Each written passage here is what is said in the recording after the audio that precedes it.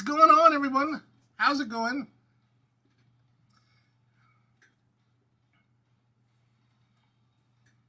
All right. So here we are again. It's now Thursday, May 6th, 2021, and we are now on Livestream number 42. Here we are doing coffee and cigars on another Thursday night. How's it going, everyone? We are here in Cockeysville, Maryland, broadcasting live to you around the world with our funky music that I think is actually kind of too long. I should shorten it down by like maybe 30 seconds. All right, so anyway, so we're here and it's coming down.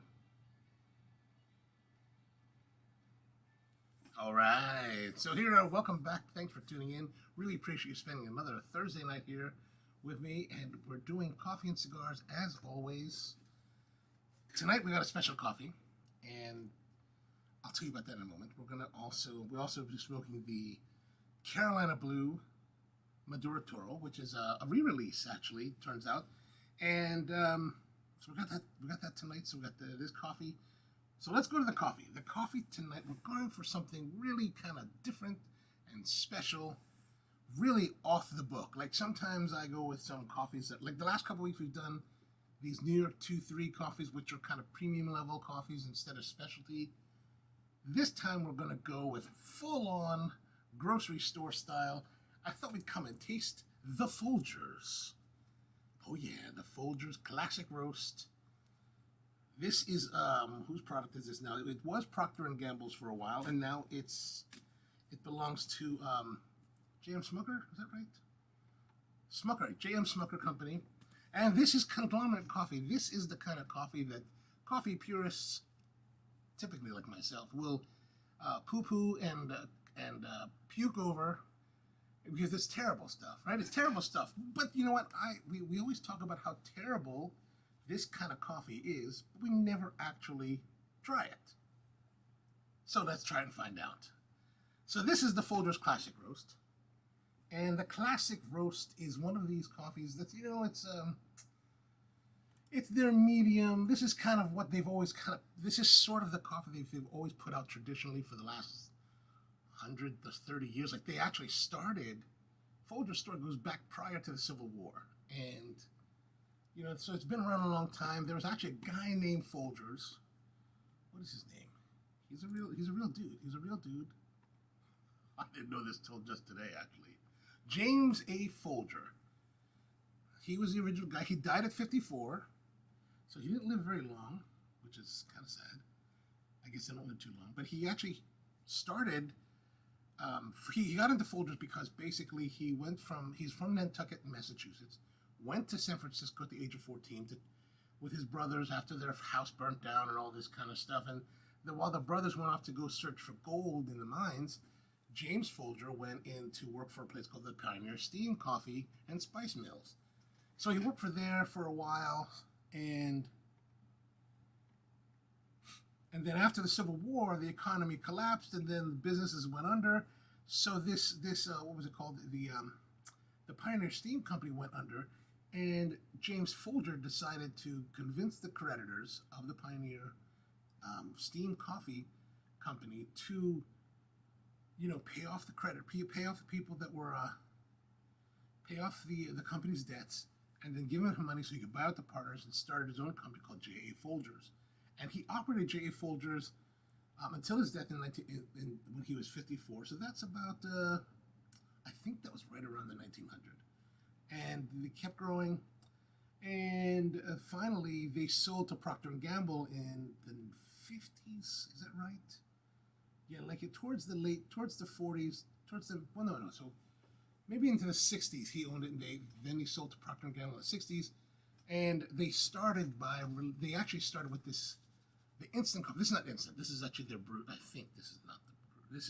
Anyway, they have an instant coffee. It came out first in 1953, totally performed poorly, took it off the shelves, remannered, worked on it for the next 5 years. In 1958, they released Folgers Instant, and then it blew up, and that started the whole nother dynasty of coffee. And so they've gone on, and you guys know all about, you know, if you're in America, you know all about Folgers, right? So we're not going to waste too much time talking about that. Now, what we're going to do is we're going to look at their recommendations. So I'm going to show you this. So here we are. We have their measurement chart.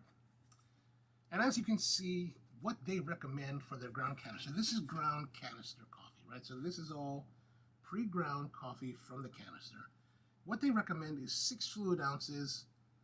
If you're making, you know, if you're making coffee, 6 fluid ounces to 1 tablespoon of coffee. So as you know here on the show, we normally do 12-ounce servings. So we normally use a ratio of 2 grams of coffee per finished ounce. So for a 12-ounce cup of coffee, we normally use 24 grams. So what we're going to do today is we're going to see how much coffee we should be using. We're going to see what they recommend, and then we're going to see, well, we're going to use our own way. All right, so let me stack these up. Okay, so we've got our Folgers, right? And we've got the flavor seal. So this has the flavor seal can. So let's open it up. Yeah, see, aroma seal, right? It says aroma seal. You know, when you've got millions and millions of dollars, you can do all kinds of nice packaging. They introduced this new flavor aroma seal packaging in 2002. All right, so we're going to pull the top off. Aroma seal, right? There's a little tab here. We're going to pull the tab. So let's see. I'm curious to know, what does it smell like as we pull back the seal? Okay, let's see. Let's prepare.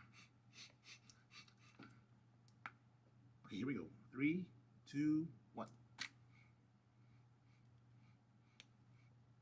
So some of it kind of shot on my nose and on my shirt, but that's all right. It's kind of got this cacao aroma. Cacao, nondescript coffee. All right, let's pull all the aroma seal off. You can see here, this is the coffee. There it is, medium ground. All right, we're going to put that down. We're going to get our scale. So we've got our trusty little scale here. This is just an AWS scale. They're like $15 on the internet, on Amazon. Really like nice scale, simple, easy to use. They record down to 1/10 of a gram, so really you don't need much more than this. So we're gonna put the, I need to see it.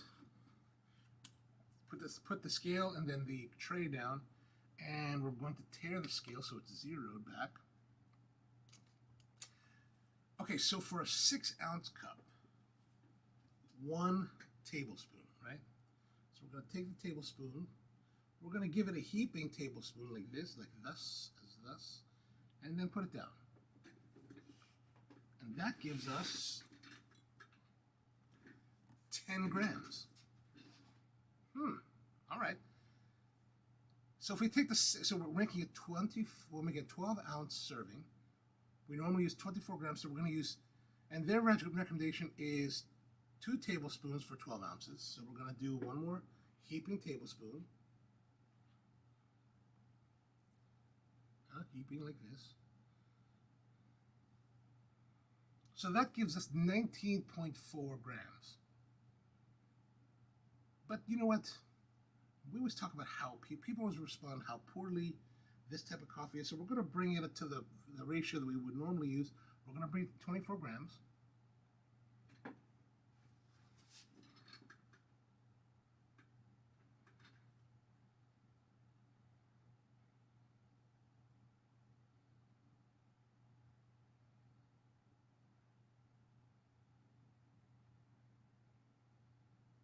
All right, 24 grams. I'm going to put the aroma seal back on.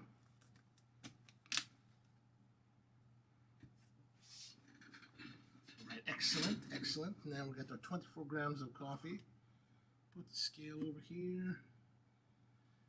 For today's brewing, we're going to use something a little bit fancy. This is the Yama Silverton Brewer. What this is It's kind of a, well, it's really more of an immersion brewer, right? So it's got this pour through ability. So we're going to use it today as an immersion brewer. So it's got this glass top here, and it comes with a mesh filter that goes in and a valve. You can control the valve. The valve, you know, of course, opens and closes and lets the water flow through. So what we're going to do is we're going to add our coffee, our 24 grams. And then we're going to add hot water to fill for 12 ounces.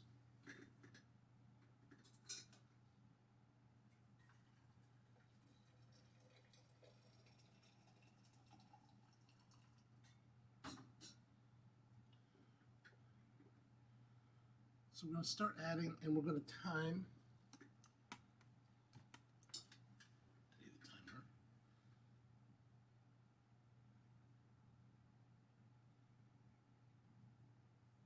And then we're going to start going. So the Silverton is an interesting brewer. Basically, it kind of acts. Oh, look at the coloration already. It's like super color. I'm going to just fill it kind of up here to the top, like that. Timer started. And the Silverton is basically an immersion brewer. Now, you can also put a paper filter and use it as a paper filter or pour over brewing. But today we're going to use it kind of its original intent with the mesh stainless filter. So we're going to let this steep for about 3 minutes.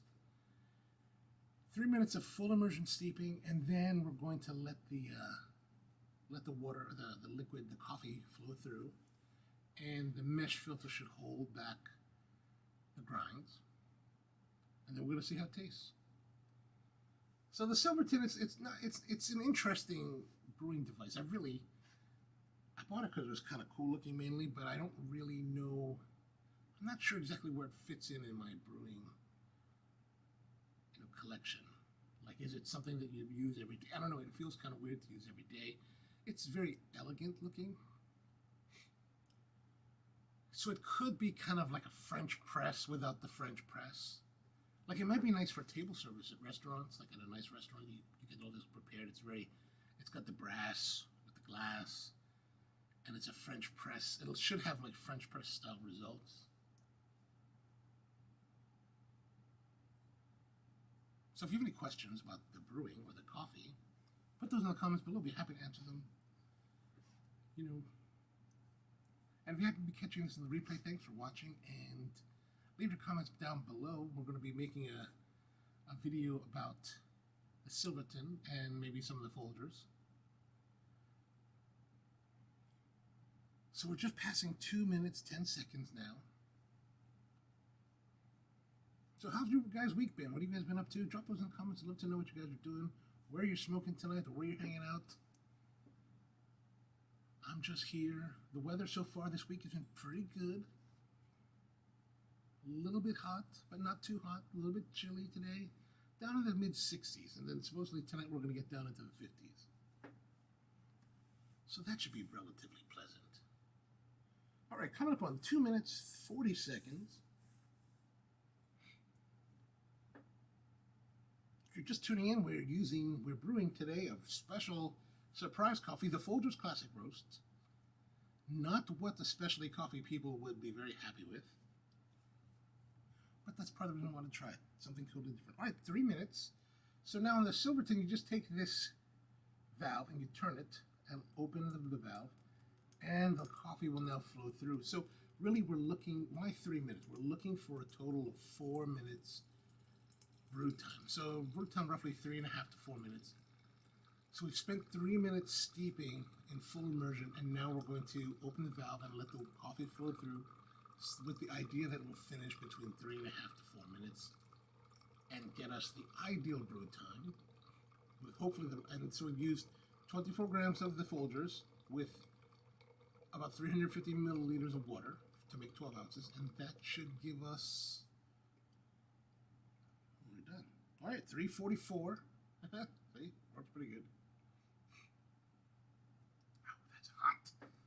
smokes. All right, excellent. Let's put that down here.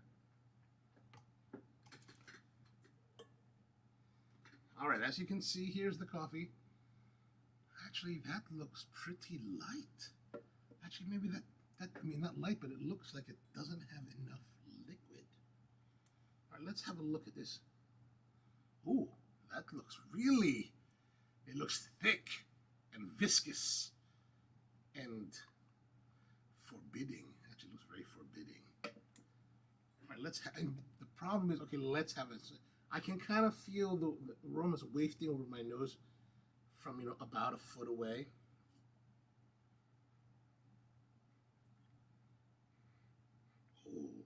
Oh my gosh.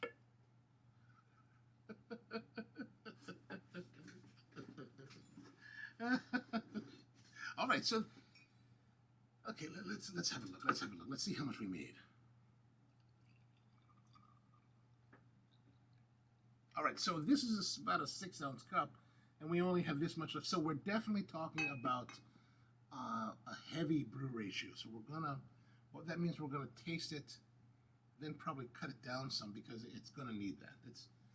It's definitely the ratio of coffee to water is too much on the coffee, too little on the water.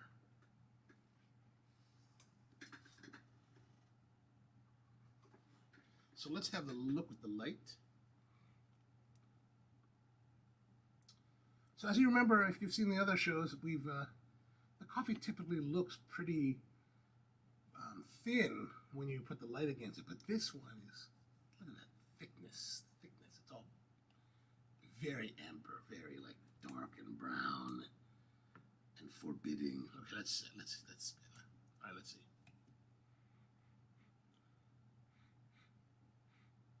Oh man.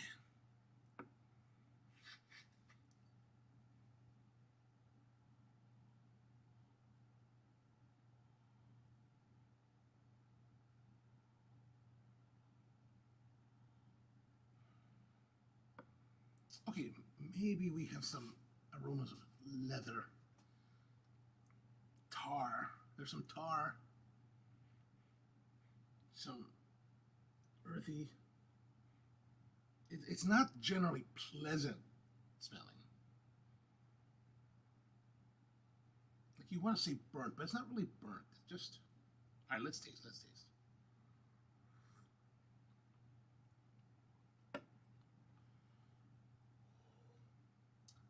A bit harsh, a bit dirty. Actually, very dirty, very. Man, there's just this tar, dirty,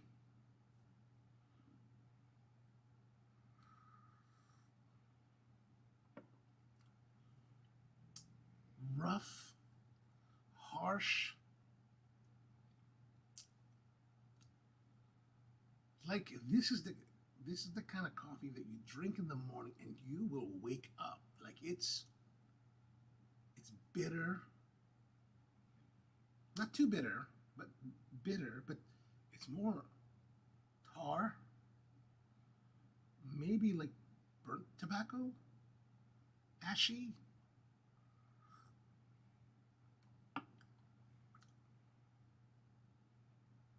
Lots of defects. Like you get this really heavy, earthy dirt, like dirty dirt aroma, like taste that just covers the mouth, and a lot of that comes from like what we call damaged coffee damaged by coffee berry borer, which is this. In Spanish they call it la broca, and it's a very specific type of beetle that burrows into the coffee cherries and eats them and basically decimates the coffee. But you can still use it if you want, like in this. Oh my gosh. This is, oh my goodness. Hey, George.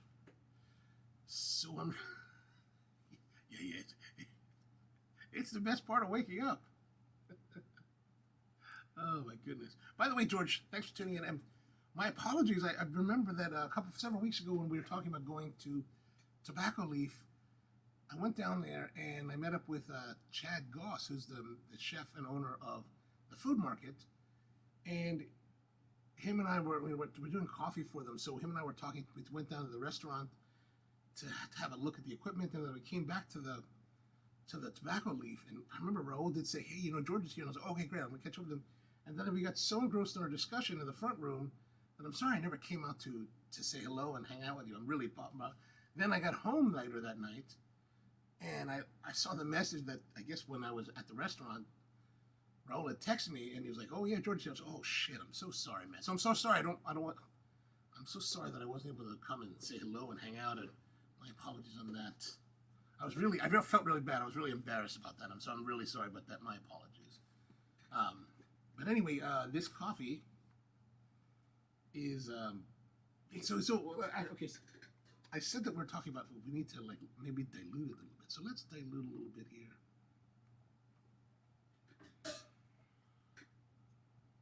Let's see if that helps.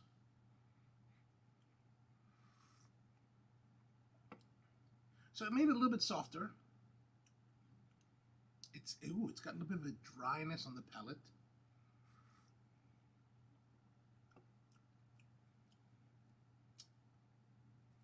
It helps a little bit. It helps a little bit, but it's actually now quite light.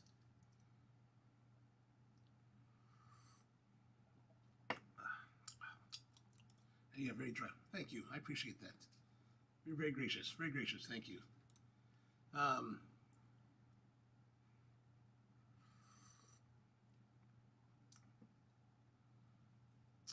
Yeah, that's something. Look, this is why most people want to put cream and sugar in their coffee. This is the kind of coffee that needs it. This is the kind of coffee that would benefit from the cream and sugar. Like, is it horrible? I mean, yes, to a certain extent, it is horrible. There's no way really around that, especially when you drink a lot of like really beautiful specialty type level coffees. When you go to the commercial grade coffees like these, it's really rough and not terribly enjoyable, unfortunately. All right, let's put that aside because that's just brutal. My goodness. We're gonna have to enjoy a little bit more of other libation today. All right, so let's move on. We're gonna move on to our cigar of the week. And this week, we're talking of course, cigars we're getting from Tabacalera Leaf in Jessup, Maryland. Like I've said in the past, this is the final cigar, the 5th cigar of the Amplify Black Matters cigar pack that Rahul put together, I guess about a month and a half ago. And these are 5 different brands of black-owned cigars that are designed to just bring up better awareness for black-owned brands. I was reading online that there was one estimate out there is that there are 70 different companies, black-owned brands that are out there. And this particular 5-pack, was $60, and it's been some nice stuff in there. We had what do we have here this past? We had the Drunk Chicken, that was pretty good. Tres Lindas Cubanas, the Black Line, that was really nice. The Black Line, the Warwich Robusto, that was really good. The Emperor's Cut is last week's cigar. That was we had the problem with the Emperor's Cut with it was hopeful. Like there was a lot of nice reviews about it, but the problem with the Emperor's Cut, there was just construction problems. So it just basically was a difficult battle the entire time. So that was really kind of sad and disappointing. But the Maduro, what we're doing now is we are doing this is the Carolina Blue Maduro Toro. And Carolina Blue is an interesting company. They are a company that, let me pull up some of my notes here.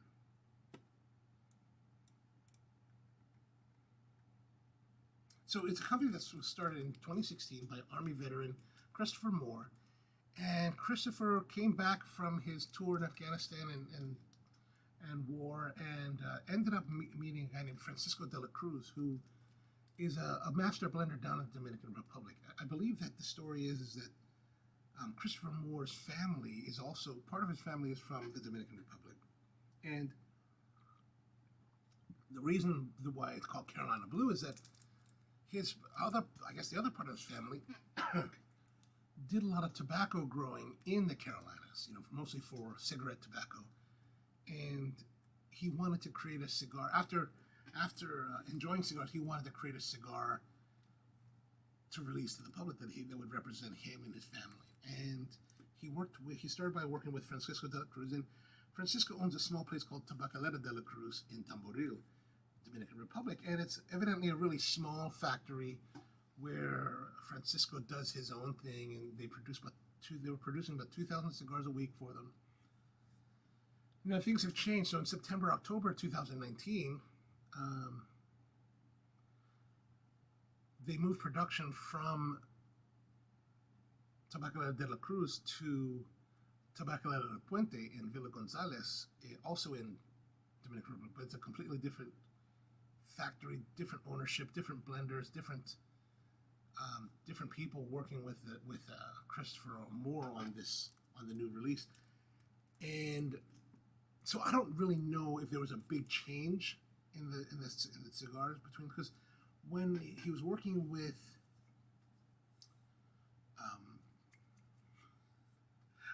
Francisco de la Cruz, they released 3 different lines, and the 3 different lines were the Ecuadorian Connecticut, Habano 2000, and then this San Andres Maduro. So after they moved to the new factory, in addition to the 3 lines, they also brought up a Dominican Puro cigar as well as a Perfecto Maduro. So they added 2 more lines, and we're going to find out tonight how they are. All right, so let's just move right into it. The nice thing is that this one is that it's a little bit more finished, right? So here's the packaging and the wrapper, right? It's got some nice, it looks good. The cello, and it actually has this, it has the barcode, so that's kind of a different thing in the other 5 cigars. I don't recall the other 5 cigars having this wrapper banding labeling. And then what was I reading? More recently, in around that same time, they also updated their logos. So they changed new logos. This is the new logo, and new banding. All right, let's get it out of here. So we've got our Maduro here. Looks pretty good, I think. Yeah, look at that.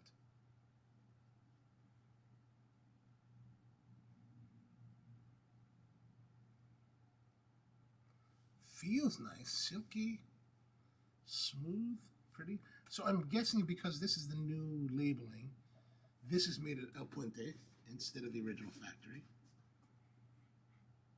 Oh, there's a nice spice in the nose, some leather, some cedar wood. Oh, that's quite promising. It smells, the aroma's very promising. Some barnyard.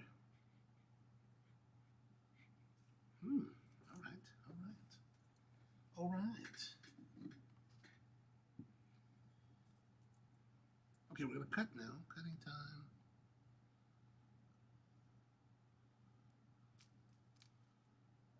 All right, so there's the cut.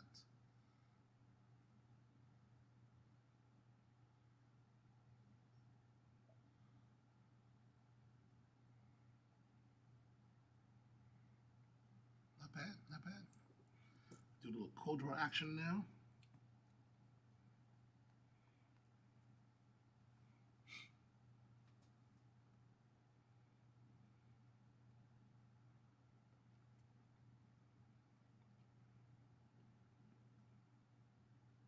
I want to say there's a little bit of a sweetness, maybe some leather and hay. Not bad, not bad. Actually, it feels very promising. All right, so we're gonna light now with our jet line, crazy jet line.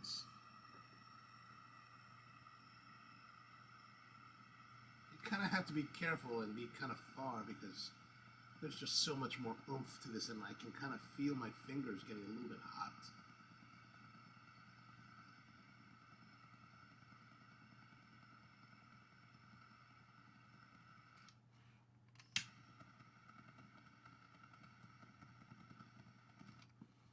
stuttering kind of makes me nervous. Like it's going to explode.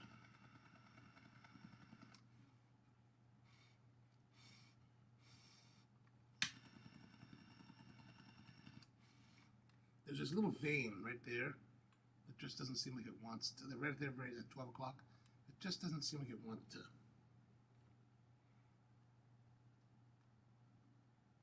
See how it's not lighting completely?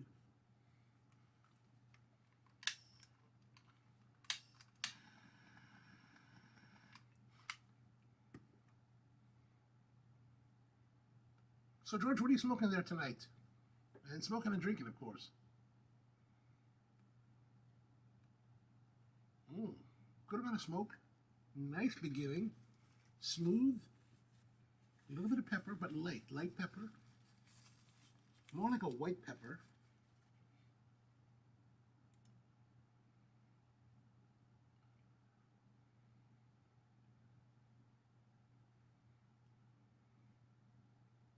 I always kind of wonder about my own lighting technique, right? Because, like, if you look here, right, look at that.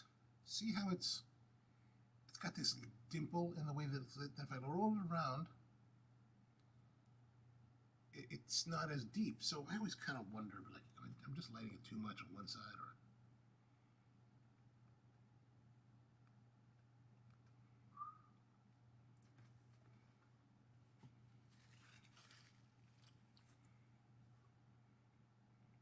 I mean, here's interesting. It's a richer kind of smoke. Like it feels rich the smoke feels rich on the palate, but at the same time, it actually is kind of creamy. The body has got a creamy body, but it actually doesn't necessarily have like really punchy or discernible components.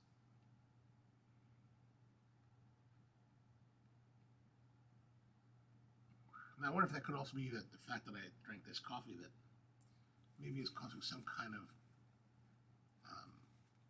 obscuring of the palate.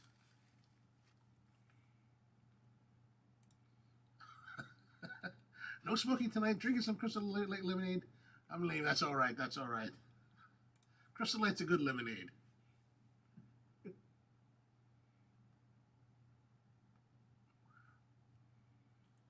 So it's got nice. It's a nice start.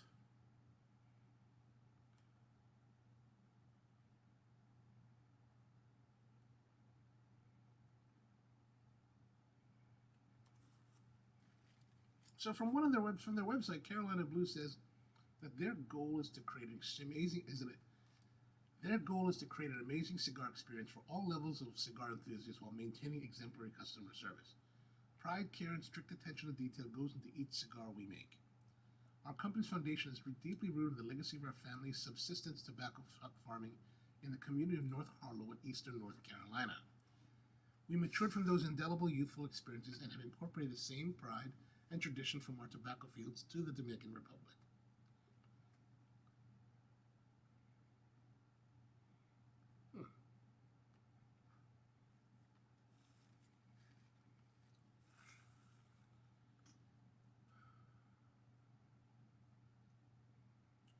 It's starting off nicely, but it's again, like I said, it doesn't have any really necessarily distinct flavor components yet.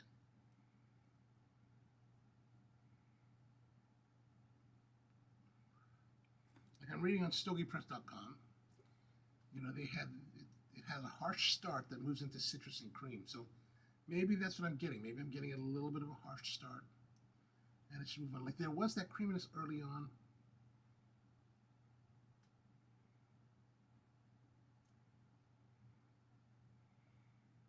So from Blind Man's Puff, they talked about in the first third that they had raw oak, white pepper, dark leather, strong tobacco, cedar, spicy. So hopefully that'll develop more.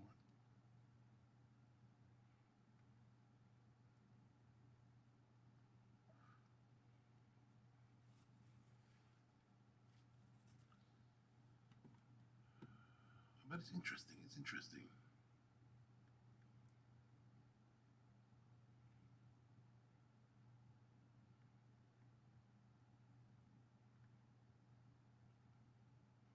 So I found a nice article about Christopher Moore and Carolina Blue on a site called TasteTheDram.com. They get into a pretty good discussion that really goes into his background, how he started, what the intent is. I think that's worth checking out if you're interested. It's called Taste the Dram. But basically, if you put in Carolina Blue cigars in Google, it'll pull that up for you.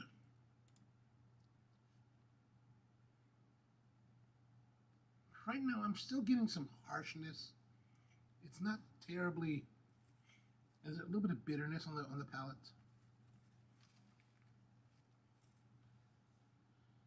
Like the aroma, the cold draw really gives a lot of like promise, and it's not quite coming through yet.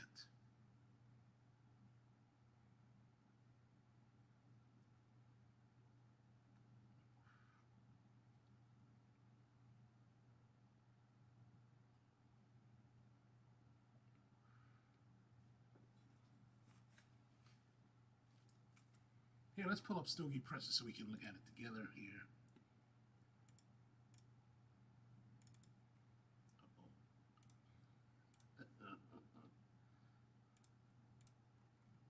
There we are. There we go. So here we are. We've got they gave it an 88, and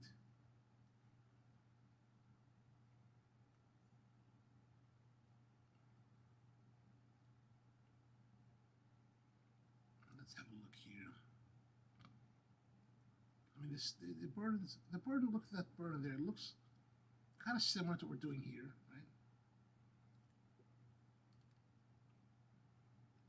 So 88. Why 88? So you gave some point deduction. They gave a harsh start, -1, wavy burn, -1, flaky ash, -1, off-centered burn cone, -1, astringent nodes in second third, -1.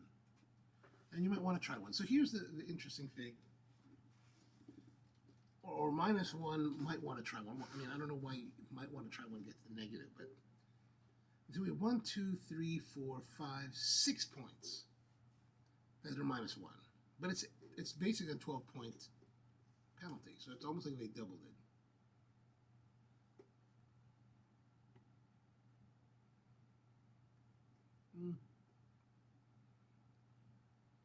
I'm still trying to find.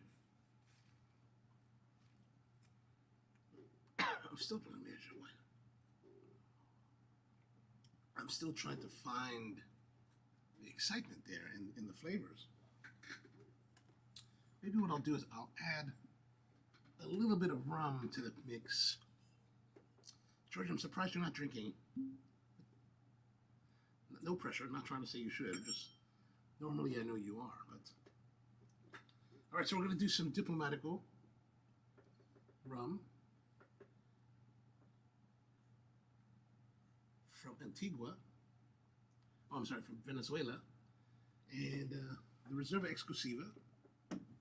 It's got a nice, like, nice color. Look at that amber color there. Really, really pretty. Hopefully that'll go. If there's any issues with the palate, hopefully that'll kind of clear that off and give it something fresh.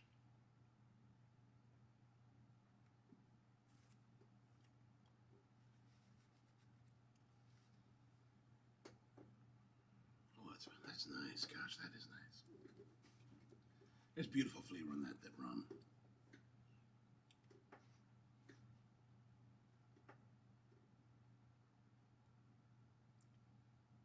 Oh, I don't know if that really changed anything, but suddenly it feels a little bit better.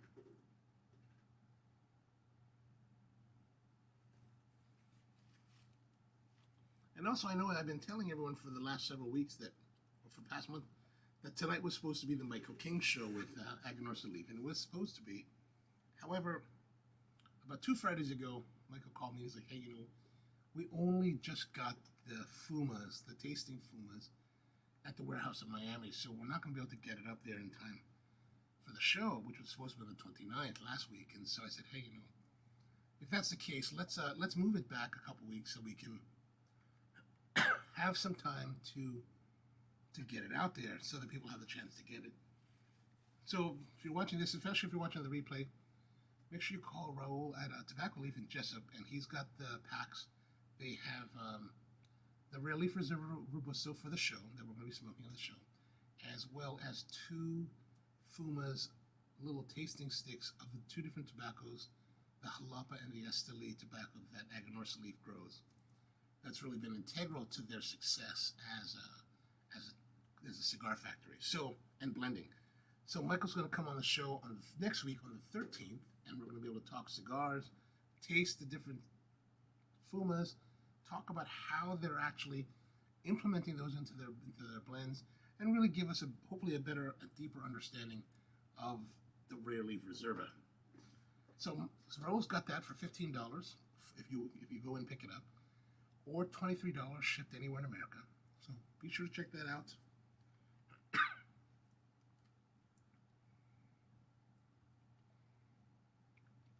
Wow, that's nice caramel. Lots of nice caramel and vanilla, and that's really a pretty rum.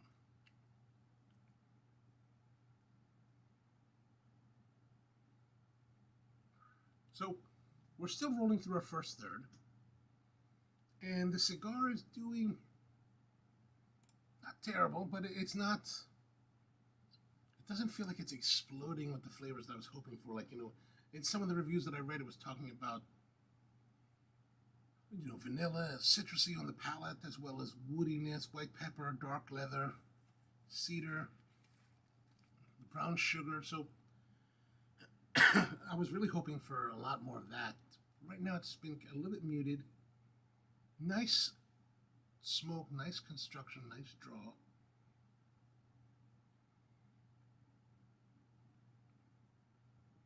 It feels good on the palate. Overall flavor is nice, but it's just not really, I'm not getting a lot of dynamism out of it right now.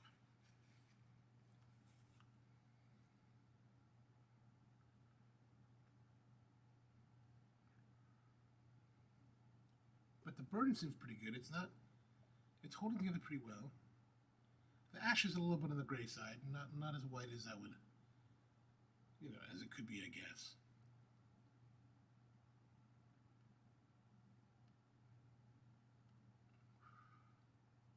But smoking starting off all right. Actually, maybe it's starting to get better. Maybe there's a nice sweetness coming through. It's either there's a sweetness coming through or the rum is coming through. But I'm kind of on the verge of wanting to tap it, because the ash is getting that kind of curvature, right? So that if you were to turn it over, it might fall. But we'll see. We'll go a little bit longer, see how it turns out. So if you're just tuning in, make sure you drop down the notes. Let me know what you're smoking, where you're smoking, what's going on, how your week's been. Tell me all about it. I'm always interested to know. If you have any questions, also drop those in the comments below. We are smoking the Carolina Blue Maduro Toro, which is a 6x54 Maduro with a San Andreas wrapper from Mexico, and it's got a Olor Dominicano binder, and then the fillers are from San Vicente, Piloto Cubano, Criollo 98, and Nicaragua. Now in this particular cigar, it has an MSRP of $8, so a box of 20 will get you for $160. So it's pretty reasonably priced. Actually, it's at $8. It's very reasonably priced. Nice wrapper, feels silky, and it's smoking. Construction-wise, it's been very good. Early on, the first part of the first third was a little bit nondescript, maybe a little bit bitter, slightly harsh.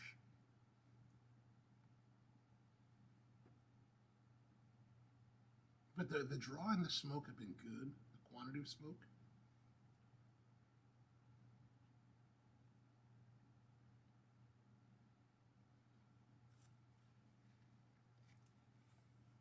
Flavor has been, I'm still searching for the flavor, to be honest with you.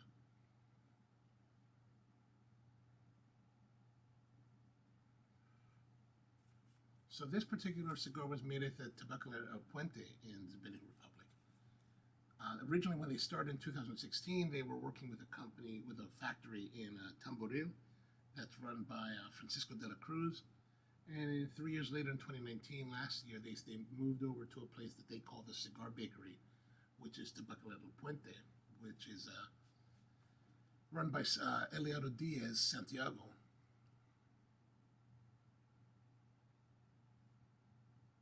Now, one of the interesting things is that the original blender, Francisco Dela Cruz, who actually he's got like 30 years of experience. He worked a lot with, really big brands in the DR like Davidoff, and evidently has made some, really wonderful cigars.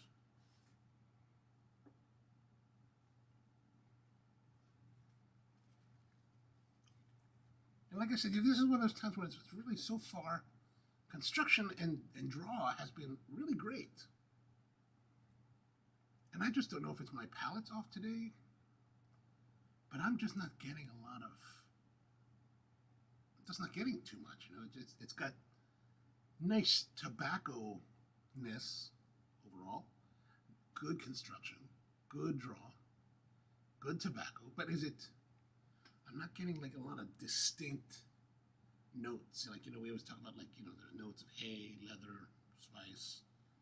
It doesn't really have a lot of that. It's more just kind of this general pleasant, overall right now, just pleasant tobacco.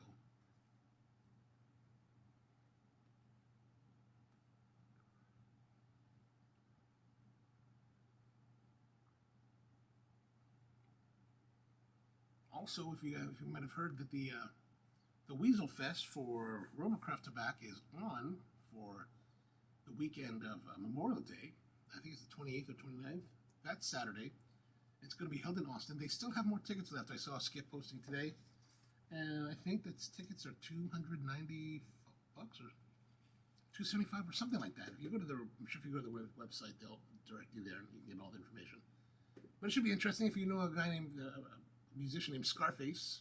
I think he's a rapper. He's one of the performers. They're going to have like a bunch of musical performers. They're going to have breweries giving away, serving beer, distilleries serving wine. They're also going to have barbecue, so it should be quite an interesting experience. I've got my spot because I had it from the last time, from Labor Day, and I'm still trying to figure out if I will end up actually going. Of course, I'm always going to be a little bit concerned because of the whole pandemic thing. But right now, I'm leaning towards going. I'm actually leaning towards going a little bit early, either Wednesday night or Thursday morning.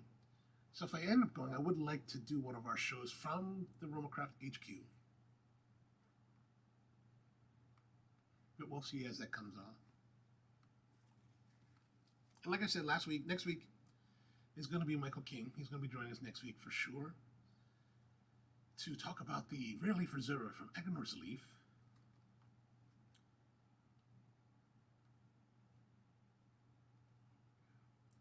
So, this is something, $8.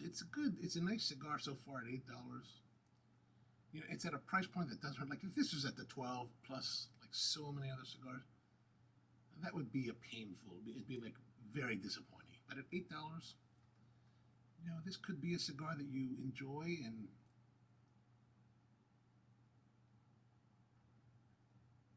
you can enjoy without so much anticipation. Like, if you're smoking a $13 cigar and it's more expensive, like, there's a certain level of expectation. There's a certain level of maybe even reverence and a certain level of, that you have to be doing something or to enjoy it correctly. This at $8, this is something you can just enjoy and smoke and not have to worry too much about. That's why I kind of like cigars at a lower price point. You don't have to worry about so much fanfare. So what's going on in the world? Anything happening? I saw today steel prices have tripled. So the whole thing where we had the pandemic, right? So a year ago, everything crashed. Steel business was down by 40%, so all the steel companies cut production. Now that we're starting to get crazy again, now that building is starting and everything's ramping back up after they worked it all out, now the steel production is at such a low point they no longer can keep up, and like it's skyrocketing. It's triple the price now. So I think it went from what $45 per metric ton to like $150 per metric ton. Man, that's just craziness. That's like I hear at Home Depot that the 8x10 plywood that used to be $20 is now $80. It's not a good time to build.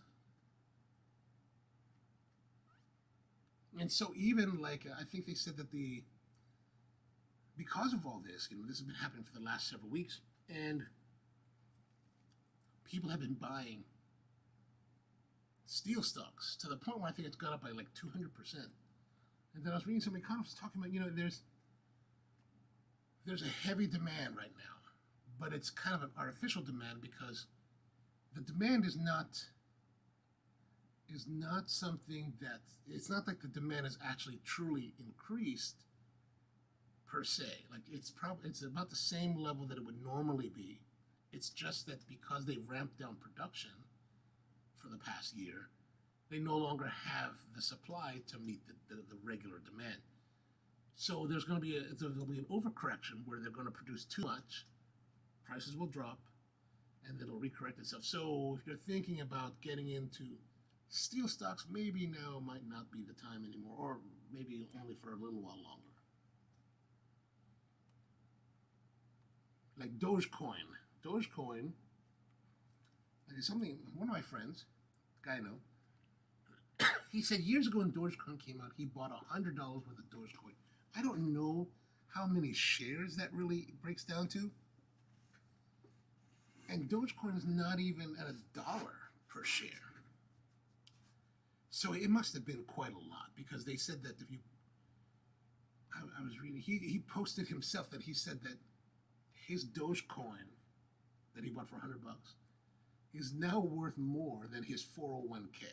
And he's, 50s, right?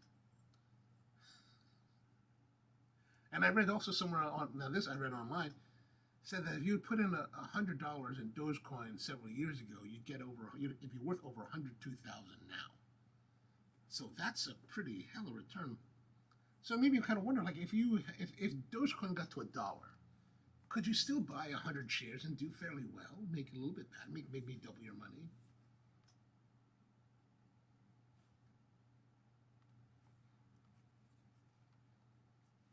But should you buy? Should you buy? That's always the question. Should you buy? I don't know. Oh, it's getting a little bit more peppery now. It's starting to come alive. At least it's giving some hints of coming alive.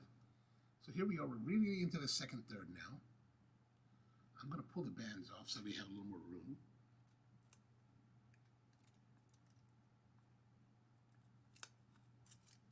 All right, there we are. So the wrapper's really quite pretty, really smooth and silky, and the ash is looking pretty good. The burn on the ash is pretty even. So I mean, like I said, construction's been really nice. Draw has been really good. Now I'm starting to get some acidic and citric notes on the tongue. It's getting a little more lively.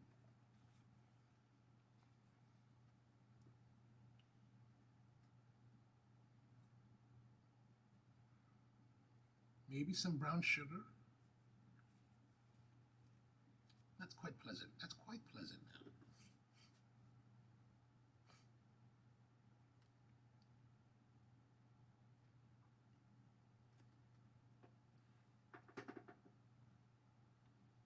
And they also said, like, other things in the news, that we lost 20 million jobs in 2020, and now that we're in 2021, we're still down by 7 million jobs. So there's still a lot of people out of work.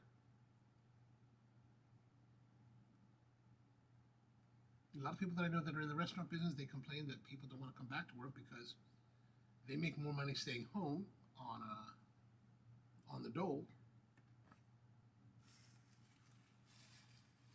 Which, if you make more money while more money while you're home than you do at work, why should you go to work? That doesn't make any sense. Perhaps what we should be doing, maybe that's just part of the underlying problem, that if people make more money by staying home, then maybe they should be paying more. We should be paying more to employees.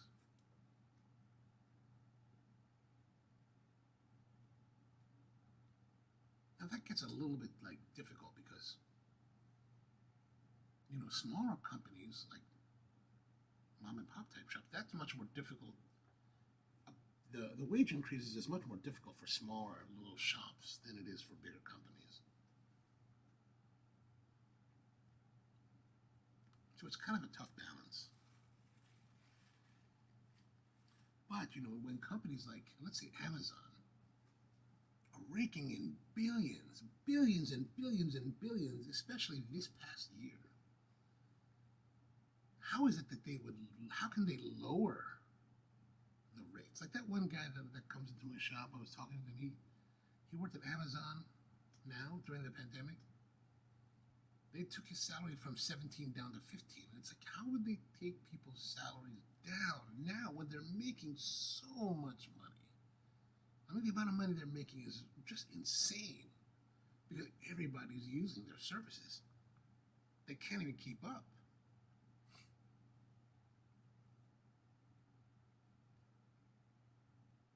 And there's so much shipping around. Global trade is a wreck. Like a buddy of mine, I know, he works a lot with South Korea, has stuff shipped all the time. He had a pallet of goods shipped overnight freight, air freight, priority Federal Express. 2 weeks ago, still hasn't received it. It's still stuck in Nashville with backlogs of deliveries and flights getting it out, and like, you know, they say custom delays. So it's like, man, the global trade is really kind of like hurting now. I remember early on this during the pandemic, they were talking about how we've got tons of empty containers in the United States and no containers in producing countries. So like in Asia, there's no containers, so they have to ship the containers back empty. So that takes, you know, time. So there's nothing. We're not exporting. At the time, we weren't exporting much. So normally there's that back and forth of the containers. And so right now for the last year, there's only been one wave containers. So that's always kind of, that's a problem you don't really think too much about.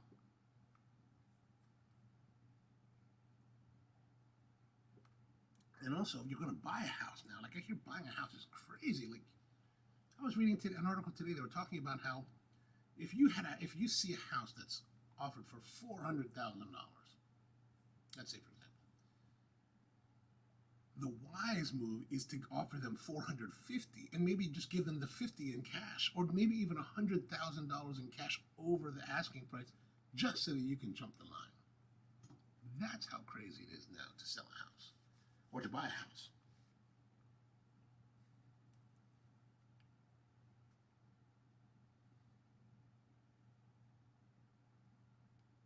And then Republicans hate Liz Cheney, evidently the daughter of Dick, and the Republican congresswoman from Wyoming is hated by the Republicans because she's been speaking up against Donald Trump. She's been speaking truth to power, and people just don't like that. And which really kind of sets the tone that shows that all of this, and I think this is true whether it's been whatever side of the aisle people are on, but like this really shows that we've really been a nation that has been filled with people that have been talking only about party loyalty. Loyalty to party over loyalty to nation. And I think that is the number one enemy that has eroded our nation, our people, for the last 30 years. We've always preached party loyalty, whether they were politicians, civic leaders, religious leaders, whoever they were. It was always about party loyalty, never about nation. Like we talk about nation, we don't really follow that. We're really talking about party. Party loyalty, vote the party line, follow what everyone says. You know, that's to me, and to my mind, that's one of the biggest problems in the United States that we've lived, that we've looked at, that we've endured through our entire lives. You know, always talking about party loyalty. We need to get away from party loyalty and be a nation. But you know, I'm just a guy here smoking cigars.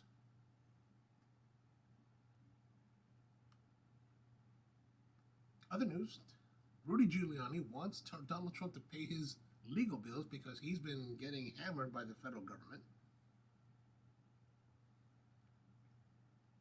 Somehow, I don't believe that Trump will pay him any money to help, or give him money to help out with his financial problems. Just doesn't seem like that kind of guy. Also, in other news, Colombia, there's some riots going on in Bogota. I've been hearing that there's a lot of unrest. So basically, there's been riots over fiscal reform. So I call up some friends or sent some messages down to some friends in Colombia. I said, hey man, what's going on? How are things down there? Are you having any problems? And they're like, well, these are, he's like, these are like left-wing, like crazies, and they're just doing their thing, and everything's fine, nothing to be worried too much about, like, this is the right way. So, your mileage may vary. Right now might not be the best time to go to Colombia.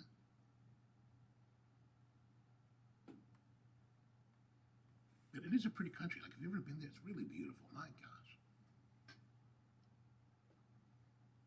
Okay, so this cigar, smoking well, Carolina Blue Maduro Toro. Look at that thing. It's doing well. It's doing well. Definitely a lot more of a citrusy, bright play on the tongue.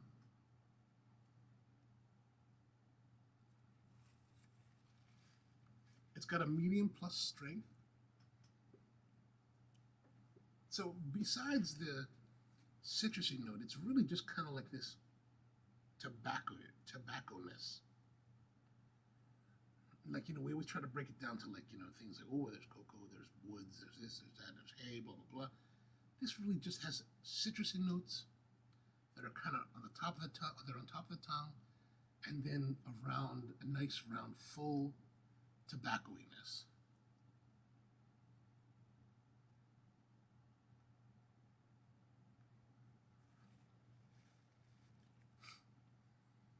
So things are brewing off the coast of France.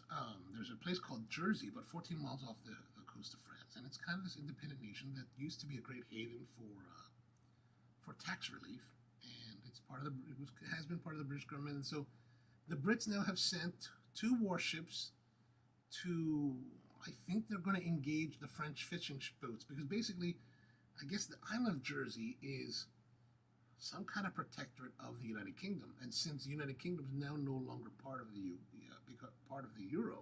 Eurozone, the EU, there is something about how the French boats can't fish around the island, and so the French are kind of mad. The Jersey people are kind of mad. The UK is kind of mad, so they're sending like warships to, I guess, engage these fisher guys. So that should be kind of interesting. Also, this coming week, there is love letters by John F. Kennedy to his Swedish mistress are now up for sale. They're expecting to fetch up to $30,000. So basically, there's 2 notes that he wrote on Senate stationery when he was still a senator before he became president.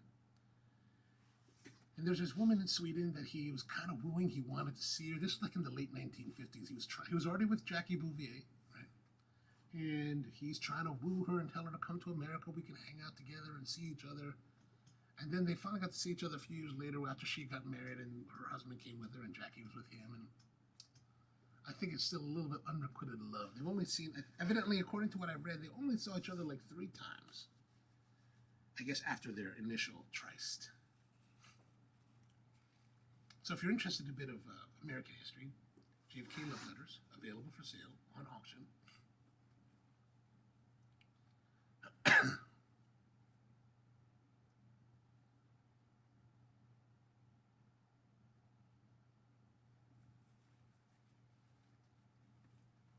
And then also in the news, there are 2 American students in Italy.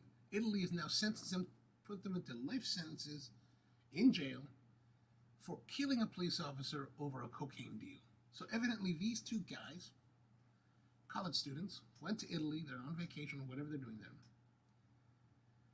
and they're trying to buy cocaine, right? So they buy cocaine from some dude, and I'm not really clear, like, the article that I was reading really didn't specify a lot of detail, but basically the idea is that they went to buy cocaine. They bought cocaine from some guy. The cocaine turned out to be crushed aspirin. So they got mad. So they went after the guy. They got his backpack. Then there was some kind of altercation. And then they came across this cop and I guess his partner who weren't in uniform. I guess they were off duty or whatever.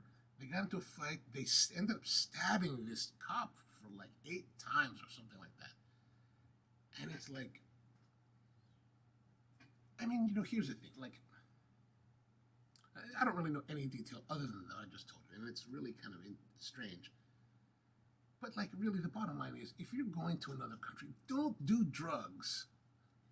Don't go out looking to buy drugs in another country. That's a pretty simple idea. Like, you don't know the laws of that country. You don't know what's going to happen to you there. Like, that's just some dumb stuff. Like, that is definitely consequence culture right there. Like, you need to take your personal responsibility. You go buy drugs in another country, and you're going to get screwed. Like, it's bad enough to buy drugs in America. And we got some pretty fairly liberal laws compared to other countries. There, man, you gotta be crazy. That's just crazy. Don't buy drugs in other countries. And if you must do drugs in other countries, do them only in the countries where you have very close friends that you trust, that you know very well, that are buying them for you. Don't buy them yourself. Good Lord, that just makes no sense to me. Even when I was 19, going around, traveling, I'm not going to be buying drugs in other countries.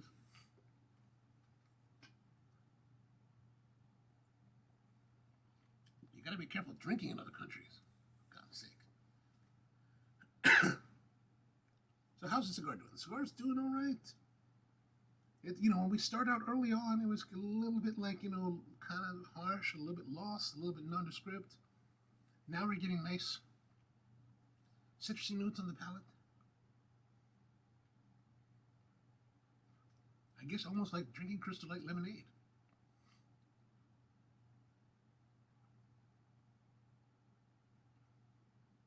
The smoke is nice. Got a little bit of spiciness now.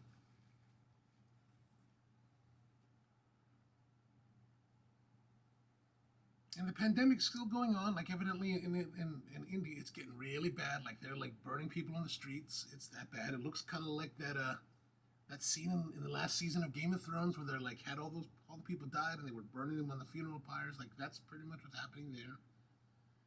They've got like parking lots filled with like stacks of wood covering people, and they're just lighting them up, burning them off. That's not good stuff. Not good stuff. And COVID, of all places, has reached Mount Everest, or they're worried about it not reaching Mount Everest. So if you're not familiar, there's Mount Everest being the tallest mountain in the world. There's only a very narrow window of time that you can ever go to Everest, and that's now in May. I guess May is the warmest time, the calmest time at the peak. So if you're going to make your push to the summit, you're going to do it now. So what they're worried about is that all these people are going up there and, they're going to get, COVID at the highest point. I guess if you're going to get COVID somewhere in the world, why not at the peak? With an incredible view. That's got to be all right. And then also in other news, Applebee's has announced that they're slashing. So they're slashing their menu for good. So evidently, a typical Applebee's menu is 160 items. So during the COVID, they've been eliminating some here and there. And so finally they decided they're going to slash 60 items from their menu. So there's only 100 items on a menu at Applebee's. So some of your barbecue dishes are going away. Sorry.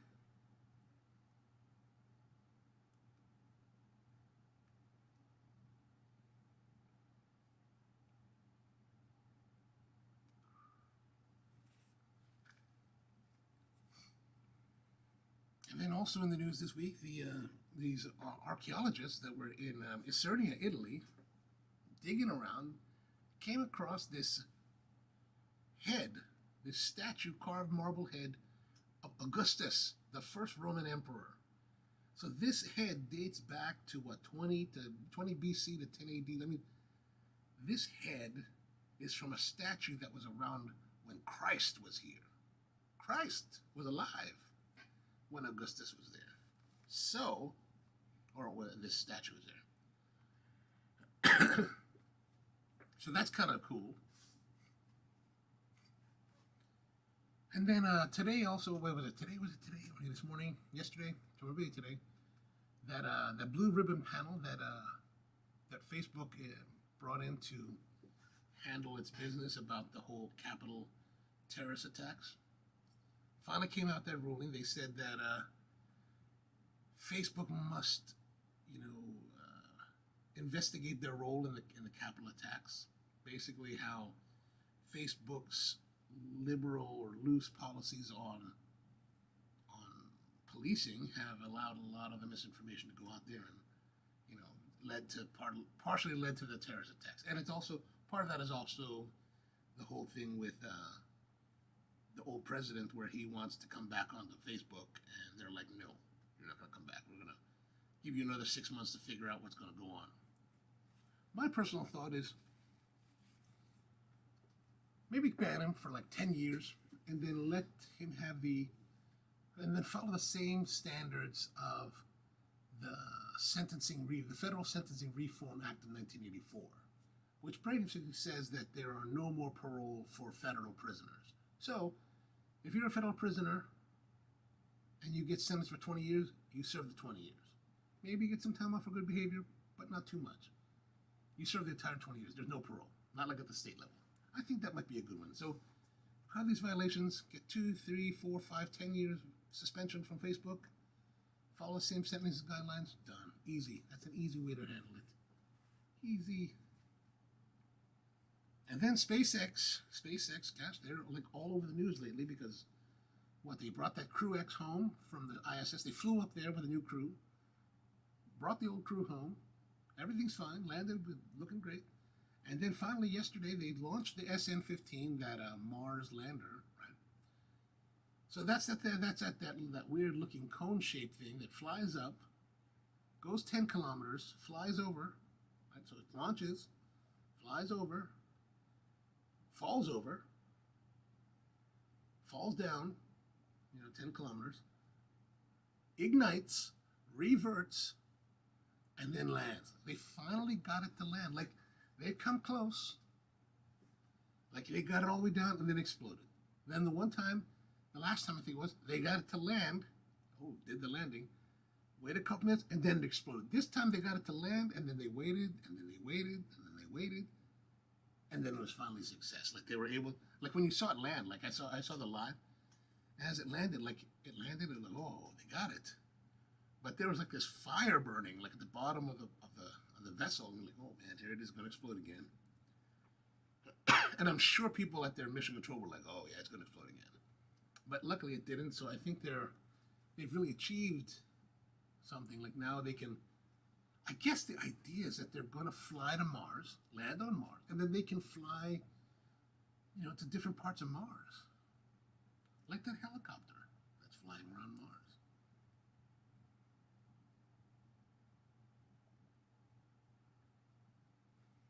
So how's our cigar doing? Nice. Still kind of bright. That brightness is kind of refreshing, kind of interesting.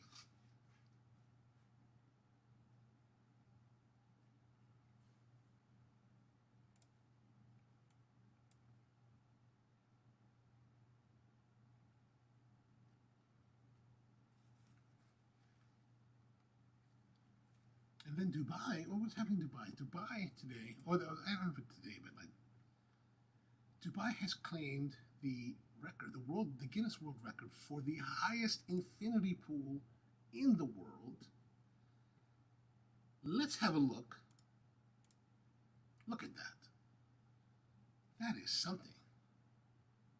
See here at the right side of that picture, there's that big Ferris wheel. So this is in a place in Dubai called Jumeirah Beach. And I was there last, I think 2018 I was last in Dubai.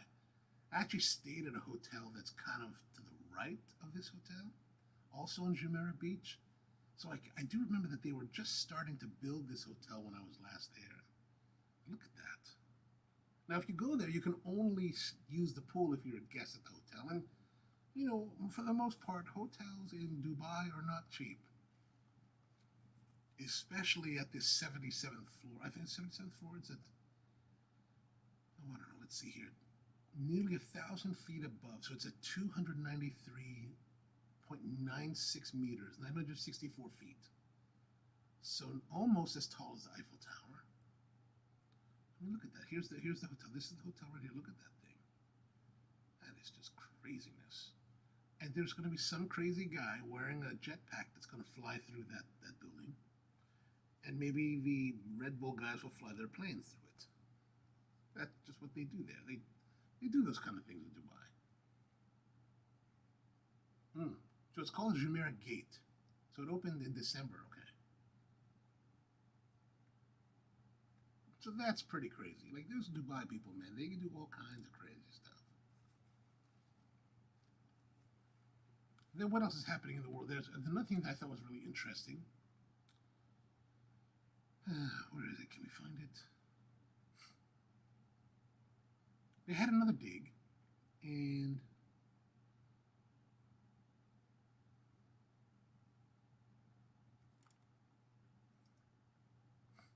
here, look at this.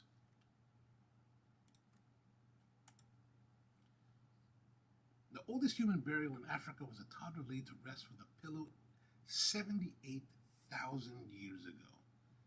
Look at this thing. 78,000 years. So evidently she was, there's illustrations showing how she might have laid down. Eastern Kenya. She's thought to be 2.5 to 3 years old.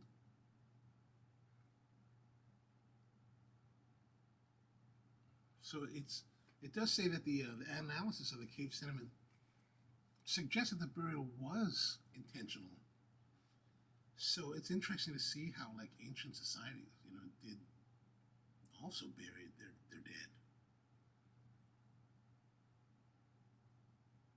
But if you think about it, right? This is 78,000 years ago. Like, that's a long time ago, no doubt, right? 78,000 years, a long time ago. But really, if we think about it, it's not that long ago. Like, we're talking about, like, what the periods are like 150,000, 200,000 years old long, and we're only at 78. We haven't really been around for 78,000. Like, we have some of our species have been here for that long, like we started that, but we didn't really have a civilization then. Like, humans really haven't been around much at all.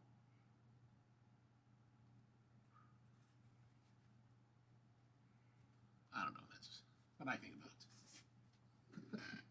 So it's coming off, it tapped off a little bit of the cigar, which makes me kind of concerned. Maybe I'm going to have a little bit of burning issues, but we'll see.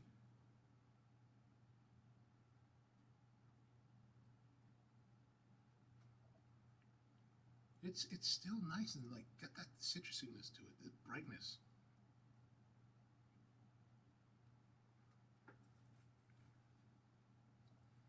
In other news today, Peloton, the bike, the bike treadmill thing company where you're, like, on the bike, stationary bike, and you've got the video and you're doing classes.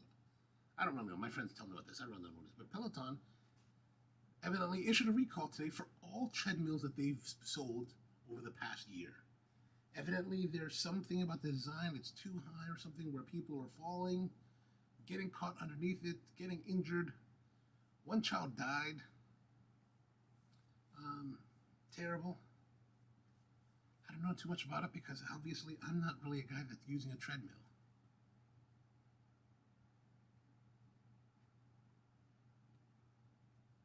In strange news, the Belgian farmer in Belgium has kind of declared war on France. So evidently, along the border, the French-Belgian border, right, about 200 years ago, they set these stones along the border, and these were demarcation stones that signified the border, the actual border between France and Belgium. So evidently, this guy, I think he's in north or southeastern Belgium. There's this stone. It's in his way. He doesn't like the way it looks. He doesn't like where it is. He's like, oh, this is. So evidently he picked it up and moved it 7 meters. Now, and evidently there was somebody you know, there's enthusiasts of this kind of thing that will go looking for these stones and see them. So they came across this stone, realized that it had been moved like 7 meters or 7 feet into France, thereby technically actually moving the border into France. So by doing this, this farmer, you know, I guess, would that be considered colonization at this point, or just territorial expansion? Like, he's expanding the nation of Belgium. He claims this land for Belgium, you know, and so as I was listening to this report today, they were talking about how, like, so there's 2 town mayors, right? There's the town mayor of, on the Belgian side, there's the mayor, this woman on the French side. And she said, we'll have to talk to the mayor of Belgium to, like, move it back, and he's going to have to talk to the guy to ask him to move it back. And then if not, we have to get this whole, like, they have to convene this, evidently some kind of border commission that hasn't been convened since 1930 to figure out some way to move the border back. Like, it's interesting, like, that it's interesting that I have to read more about this, but I think it's interesting that in modern times, they're still using these physical markers to actually mark a border. Like, it's not just like, oh, okay, GPS. Like, you know, we don't really think too much about, like, the border with Pennsylvania, right? It's just a straight line. Like, could you move it? Like, if you had a fence, would you move the fence forward? And that changed the border of Maryland and Pennsylvania? I don't know. I guess it's different there. They've been around longer. Not 78,000 years longer, but a little bit longer.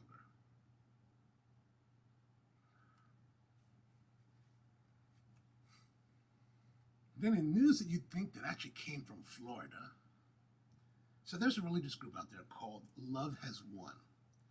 And their leader is called Mother. They call her Mother God, and it's a woman that identifies herself as Leah Carlson. And they have their own compound or house in Colorado. And the police, the sheriff's department there in Colorado, it's about 180 miles outside of Denver, right? So some compound out there. And so basically, somehow this Mother God died, right? And these 7 people that were with her in this commune or whatever,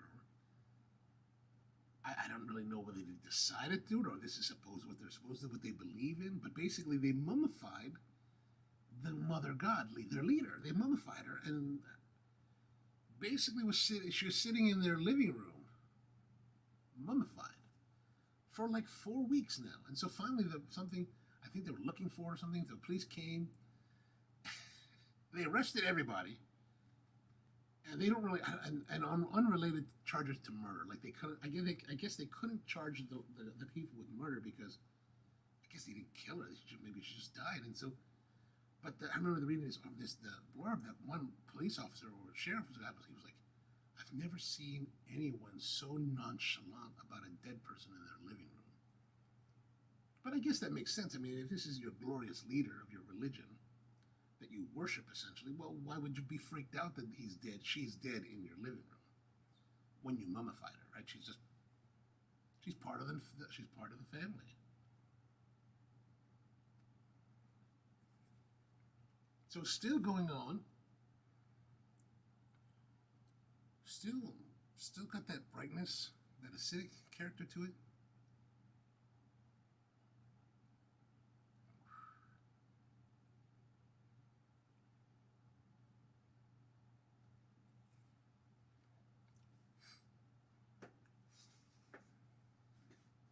Then there's a restaurant in New York City called 11 Madison Park. Like, if you know much about fine dining, 11 Madison Park and its chef Daniel Hahn have been kind of one of the restaurants at the forefront of the culinary scene in the United States, and they've been very lauded, very well respected, very everything. But they've been closed the entire COVID, right? The entire COVID, they've been closed, and they're finally going to open. Like, one of their big things is duck. Right? There's this duck dish that everybody loves. I went there back in like 2011 or 20. Oh, I went there like 10 years ago. It's good. It's really good. It's amazing. It's beautiful. But now that they're about to reopen, they decided that they're going to do all plant-based foods. So no meats at all. So, you know, part of me is like, that's just ridiculous. That's just unappealing. But a part of it, I wonder, like, I mean, we're not talking about like some Joe Schmo kind of person. Like, most people that do vegetarian food or vegan food is just terrible, like just absolutely disgusting. And they're always trying to mimic. Like, for example, one thing that just kind of rattles my gourd is like vegan barbecue, right? Because what they do is they take green raw jackfruit and they use the jackfruit, because the jackfruit itself, it has a stringy characteristic to it, right? So as a fruit, and as a fruit, when it's raw, it's ripe, man. It's one of my favorite fruits in the world. I mean, I just love it. It's from Asia, but they take the green and then they like mix it in like barbecue sauce, and then they slow bake it, and just like, what in the world are you doing? Like, and the people, and all the vegans on it, they're like, oh, it's really great. Like, I just don't understand the desire to like be vegan, be vegetarian, eat vegetables, and all you want to do is mimic meat. I just don't get that. It just, to me, it just seems like, why? Like, look at the Indian cuisine, right? Lots of vegetarian, lots of wonderful flavors, lots of wonderful textures. They're not trying to make, aloo gobi to be like something like chicken tikka masala. That's not what they're doing. They're actually making aloo gobi, which is something completely different and something very rich and unique on its own. This is what I don't like about veganism in America. But, Daniel Hum should do something quite interesting. Also, Daniel Boulud is moving his bar Boulud, or he actually moved Daniel Cafe, I think it is. So he's been there over 20 years, so he's finally going to move. I read this article that said they've been there over 10,000 days. That's well over 20 years. Because I was calculating how long we've been in tandem with Spro, and Spro's been there 4,000 days, over 10 years, 11 years. So it's like, wow, really, if it's 4,000, if 11 years is over 4,000 days, and they're talking 10,000, that's over 22, 25 years. So it's like, wow, that's a lot. That's a long time to be there. But Danielle is like, he's like the father of all restaurateurs. He's like the father of like fine dining in the United States. Like, I've actually had dinner and hung out with him a bit, not because I know him, but because I have friends that know him very well, and so we all went out to dinner one night at a bar Boulud on the west side. It was really, really nice time. Really great guy. He's really great chef to hang out with.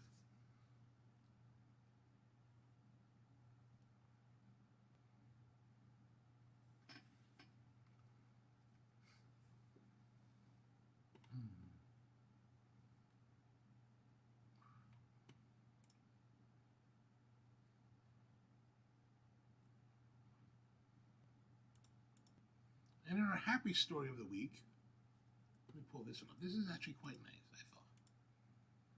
This woman, what is her name? Her name is,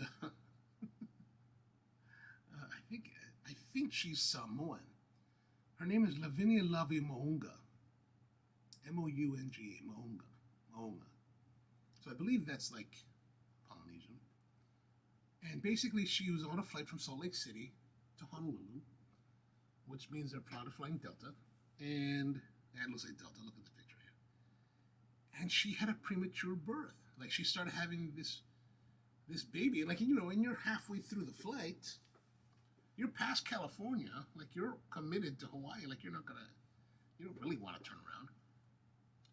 But turns out that there was a doctor on board, as well as 3 NICU nurses, neonatal intensive care nurses from Kansas City, that were also on this flight. So they all kind of jumped into action and helped this woman have her baby on this plane. So I thought that was really kind of a great little story, like a great way to...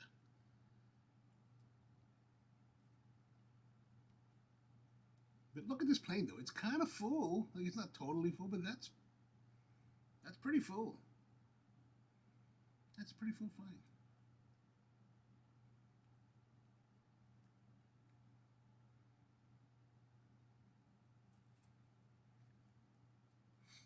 So evidently, what they had, because they're doing such because she's a premature baby, so she's a preemie, so that's a bit of a problem. But they're working on this plane, so they don't really have much gear. What they did at one point, from what I was reading in the article, they took an Apple Watch and used the sensors on the Apple Watch to show some of the vitals for the child.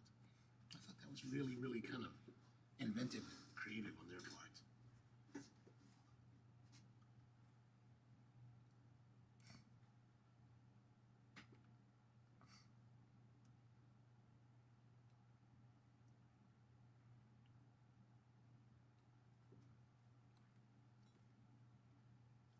All right, still smoking. I can feel it in here right now that the temperature's supposed to drop down to 50 tonight, and I'm starting to feel it.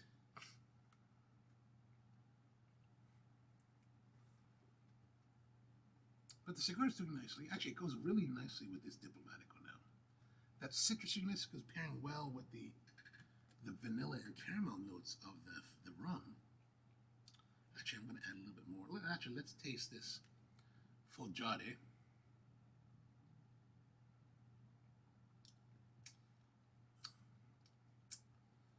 Not as terrible as it was. I guess maybe because I've gotten a little more other flavors on the palate. Not necessarily what I want to be drinking either.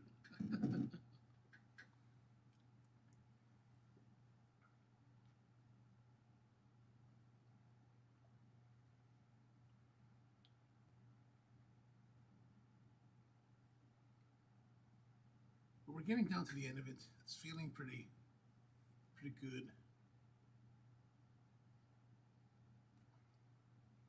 Starting to get a little bit warm on the tip there. It's burning. The burn is changing a little bit.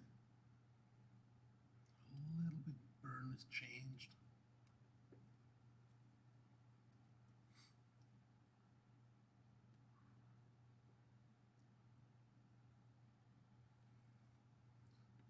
So the question, as always, is that Rusty always wants to know, would I buy it again? I think in this case, you know, it started off a little bit harsh, a little bit of bitterness, a bit nondescript otherwise.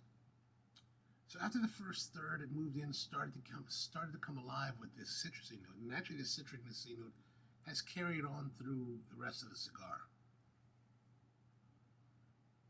And I've really been enjoying that this time. And since it's at an $8 price point, I think that's very accessible. Again, I'm also a little bit disappointed in the larger cigar media. I mean, we're talking about a brand that's been out now for what? 5 years, and you know, when you run a Google search on them, you're like, yeah, we get the Blind Man's Puff, we get a review from Stogie Press, but we don't see really any representation in the larger mainstream cigar media, places like Cigar Coop, Half Wheel, places like that. We're not really seeing any of this representation there. And you know, it's one thing to think. You know, I have to say, there's one thing to think that, okay, new cigar company that doesn't have, you know, much outreach, but you know, they've been in several different articles, larger style articles, and different ones, from Taste the Drams. What else has been on? Fine Tobacco, Tobacco Business. I mean, even in Tobacco Business, there's an article in Tobacco Business here, right? So we're not talking about a company that's really unknown, but why? I mean, it has to be a question of why do we not see these companies represented in the mainstream media? And this is something that's this is something that we've seen throughout all of the 5 sticks that we've smoked from the Amplify Black Voices cigar pack. Just really no representation at all. And that's kind of, it has to bring, I think it does have to be a question. It's like, you know, are the mainstream cigar media, are they just fanboys that are looking only at the broad media, or are they really interested in delivering to their consumers, to the cigar people, you know, information and, you know, introducing them to new cigars that could be really enjoyable. Like, I think this cigar $8. It's not maybe the most stellar cigar I've had, but it's an enjoyable cigar, and it's at a great price point. Like $8 is a great price point for this cigar. Really nice construction, really good draw, good amount of smoke. That citrusiness has been quite enjoyable, but nothing, just like everything else, nothing in its cigar. And even the one that was really kind of dramatic was last week's, the Emperor's Cut. And they did a really good job of getting press releases out that were covered by a lot of these bigger cigar media that actually really put out, and you can find in the archives, they put out the press releases for them to know, but they never went and smoked them. They never reviewed them. And you have to kind of ask why. Is it because they're black-owned cigars? They don't want to give them the attention? You know, if you talk to some of these brand reps, you know, the people that were the brands, you know, there is, you know, you do hear about things that, you know, some cigar lounge or cigar shop owners won't carry their stuff. Is that because they're black? Has to be asked. I think that's a question that we ought to think about. So Rusty says, all the cigars you've rated, have you bought a second stick to age? You know, I have not, because here's the interesting thing.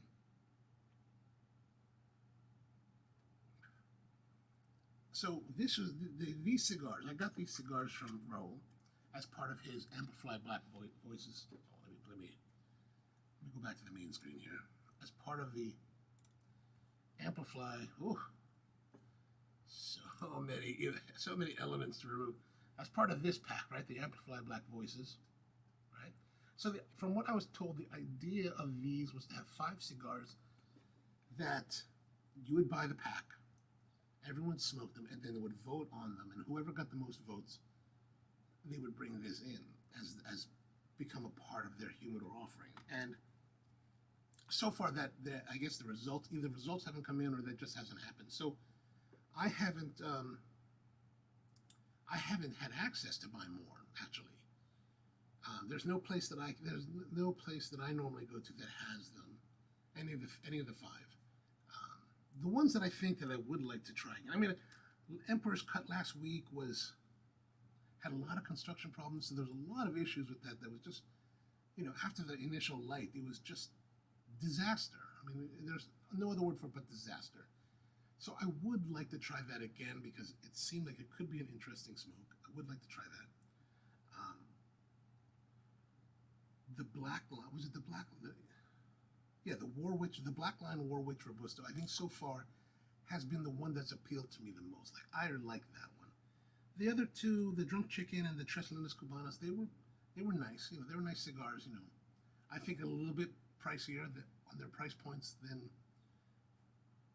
the performance to price ratio wasn't as nice as I'd like it. This one, I think, has a really good performance to price ratio, $8 and a nice smoke.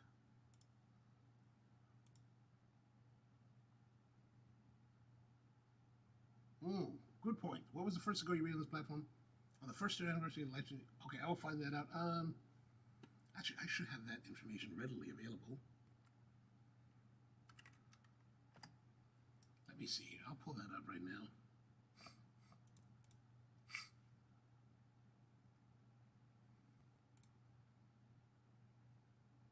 So that might be a little bit difficult, actually. So our very first live stream was on July 30th,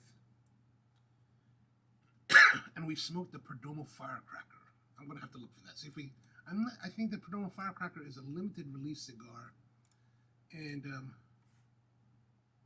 I might have to see. I might not be able to get that one, but we will. That's a great idea, though. We will try to find that. Actually, also, I'm at a point where right now I'm a little bit. I'll be honest. I'm a bit hesitant I'm a bit hesitant to review more of the Perdomo cigars.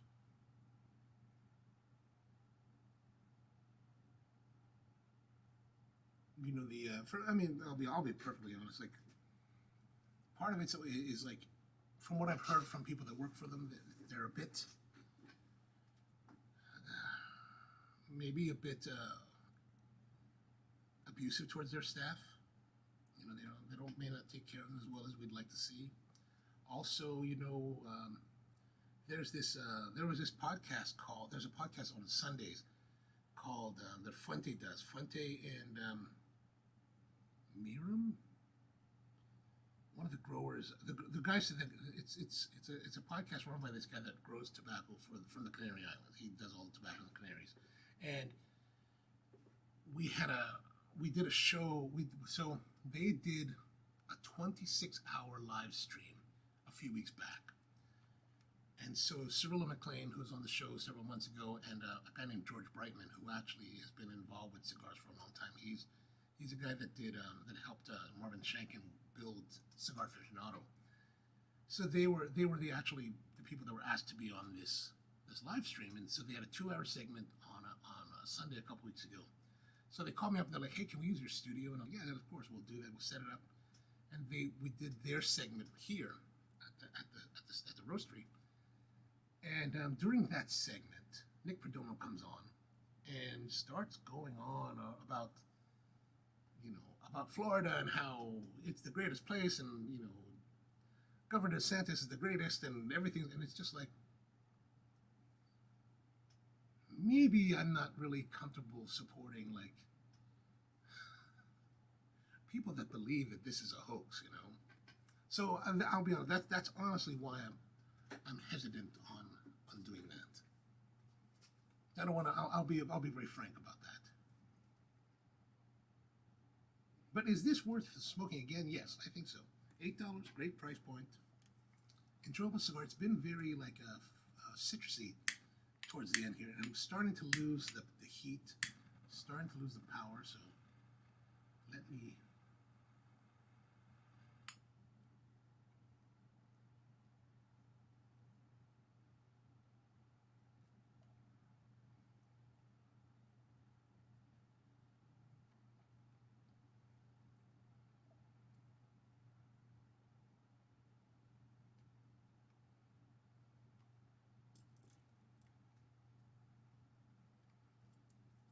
I would like to find more cigars that are not normally covered to try to bring a little more light to other cigar brands.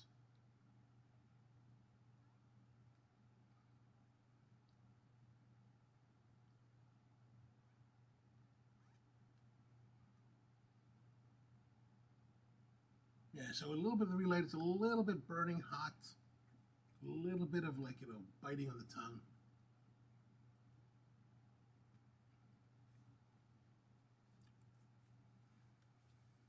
But yeah, so that's been pretty good. I guess we'll call that an end to this one. So yeah, thanks a lot for tuning in. Really appreciate you spending another Thursday here.